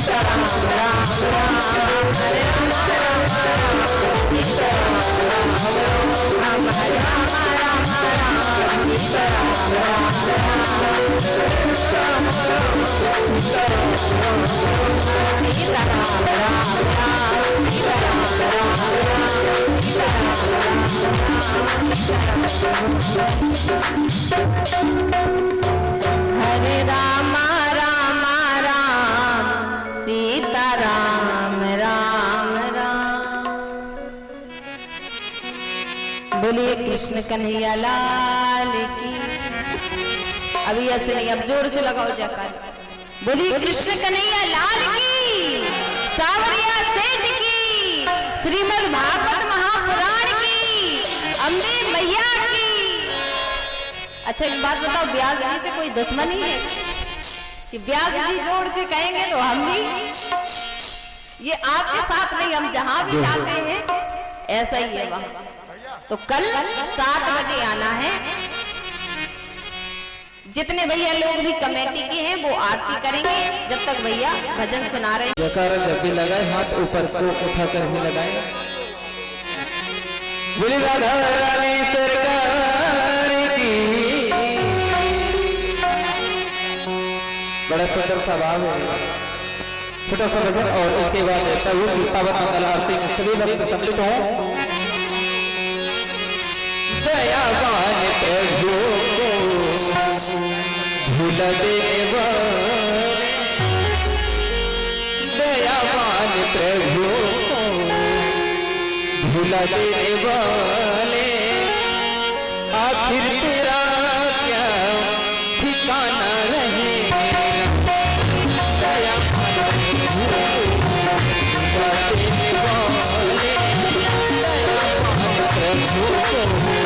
भुला देने वाले आखिर तेरा क्या ठिकाना रहेगा आखिर तेरा क्या ठिकाना रहेगा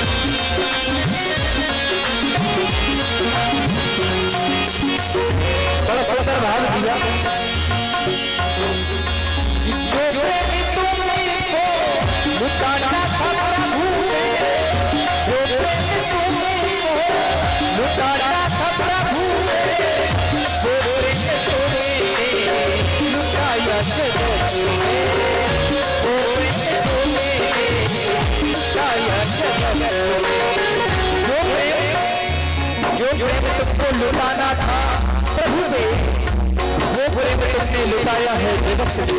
कवि की कितना सुंदर लिखा है आए गए ऐसा हो आए गए ऐसा हो किस्मत तेरा ये जमाना कहे किस्मत तेरा ये जमाना कहे दयावान प्रभु भुला देने वाले दयावान प्रभु भुला देने वाले आखिर तेरा क्या ठिकाना रहेगा आखिर तेरा क्या ठिकाना रहेगा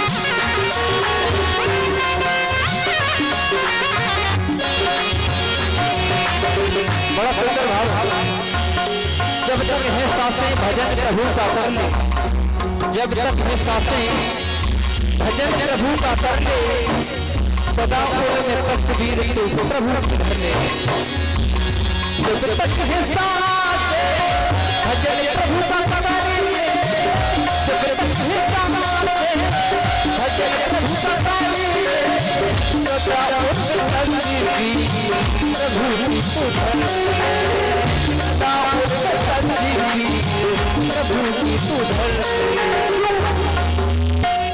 अच्छा बुरा से करे करना अच्छा बुरा से करे करना तेरे बाद तेरा फसाना बने तेरे बाद तेरा फसाना बने दयावान प्रभु को भुला देने वाले दयावान प्रभु को भुला देने वाले आखिर तेरा क्या ठिकाना रहेगा आखिर तेरा क्या ठिकाना रहेगा आखिर तेरा क्या ठिकाना रहेगा आखिर तेरा क्या ठिकाना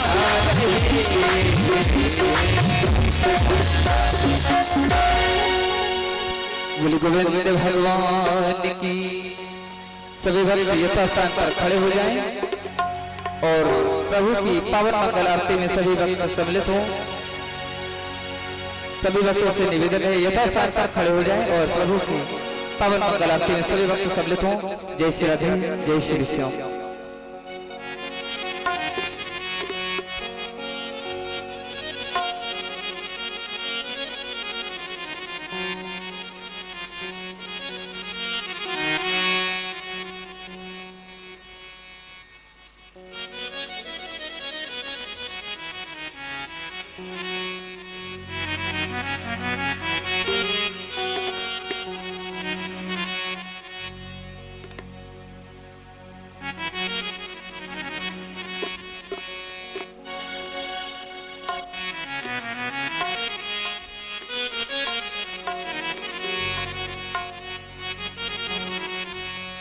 हेलो। श्री भागवत भगवान की है आरती, पापियों को पाप से है तारती। भागवत भगवान की है आरती, पापियों को पाप से है तारती। भागवत भगवान की है आरती, पापियों को पाप से है तारती। भागवत भगवान की है आरती, पापियों को पाप से है तारती। अमर करिए पंचे पंचम के निराले, ज्योति जगाने वाला।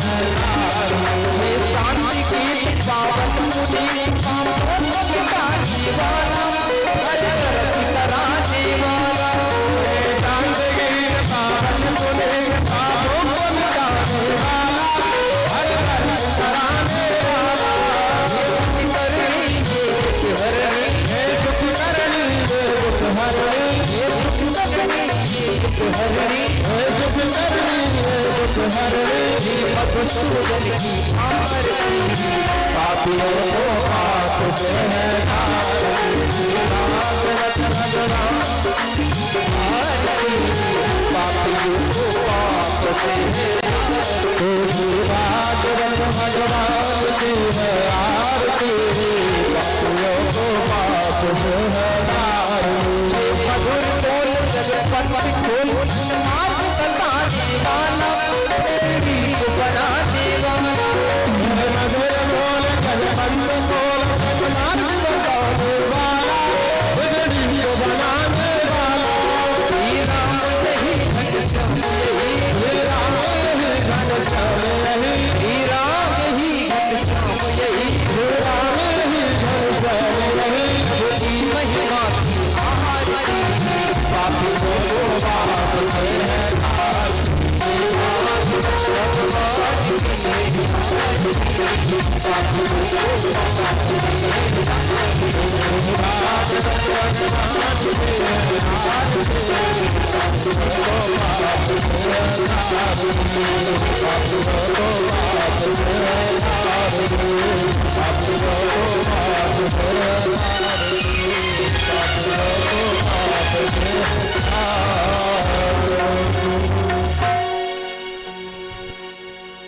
अरे पूर्वगौरव करुणावतारम ओंकार सारम जगन्नाथम सदा जंगमदयालभुल्लो भवं नमामि सतन्नमामि जलेन शीतलीकरणं पुष्पैर्वादिवन्दनम् आरोग्यान्ते आत्मादिवन्दनमस्तु प्रक्षालनम् मन्त्रपुष्पाञ्जलिः।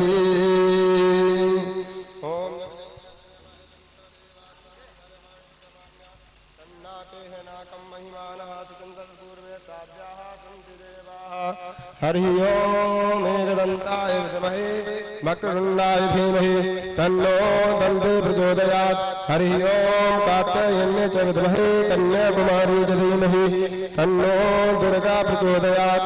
हरि ओम दाशरथाय विद्महे सीतावल्लभाय धीमहि तन्नो श्रीरामः प्रचोदयात्। हरि ओम अंजनीनन्दनाय विद्महे वायुपुत्राय धीमहि तन्नो हनुमत् प्रचोदयात्। हरि ओम तत्पुरुषाय विद्महे महादेवाय धीमहि तन्नो रुद्रा प्रचोदयात्। हरि ओम पंचम वेदाय विद्महे सर्वबोधाय धीमहि तन्नो श्रीमद्भागवत प्रचोदयात्। सेवन्ति कामकुलजाम्बववाटलाब्जे पुण्यगजानि गरवीररसाल पुष्पै वेदप्रवाह तुलसीदलमञ्जरीः त्वां पूजयामि जगदीश्वर मे प्रसीदा नाना सुगंध पुष्पाणि यथा कालोद्भवज पुष्पांजलिमया दत्तो ग्रहण परमेश्वरः। भगवते श्रीमद्भागवत महापुराणाय नमः। मंत्र पुष्पांजलि समर्पयामि।